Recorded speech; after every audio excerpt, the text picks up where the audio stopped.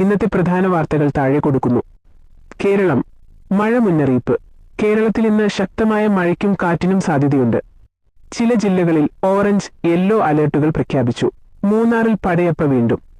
മൂന്നാർ കല്ലാർ മാലിന്യ പ്ലാന്റിൽ വീണ്ടുമെത്തി പടയപ്പ എന്ന ആന.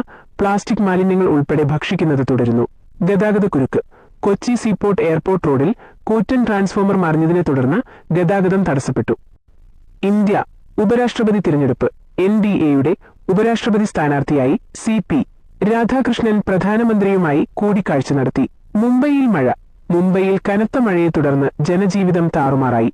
വിമാനങ്ങൾ വൈകുകയും റോഡുകളിൽ വെള്ളക്കെട്ട് രൂപപ്പെടുകയും ചെയ്തു. മണിപ്പൂർ അതിക്രമങ്ങൾ. മണിപ്പൂരിലെ അക്രമങ്ങളെക്കുറിച്ച് സംസാരിക്കാൻ പ്രതിപക്ഷം പാർലമെന്റിൽ ആവശ്യമുന്നയിച്ചു. മറ്റുള്ളവ. കുവൈത്ത് വ്യാജമദ്യ ദുരന്തം. കുവൈത്തിൽ വ്യാജമദ്യം കഴിച്ച് മരിച്ചവരിൽ മലയാളികളും ഉൾപ്പെടുന്നു. കണ്ണൂർ സ്വദേശി സച്ചിന്റെ മൃതദേഹം ഇന്ന് നാട്ടിലെത്തിക്കും. പുടിൻ മോദി കൂടിക്കാഴ്ച. അലാസ്കയിൽ നടന്ന കൂടിക്കാഴ്ചയ്ക്ക് ശേഷം പുടിൻ മോദിയെ ഡയൽ ചെയ്ത് നന്ദി അറിയിച്ചു. കൂടുതൽ വിവരങ്ങൾക്കായി പ്രാദേശിക വാർത്താ ചാനലുകളും പത്രങ്ങളും പരിശോധിക്കാവുന്നതാണ്.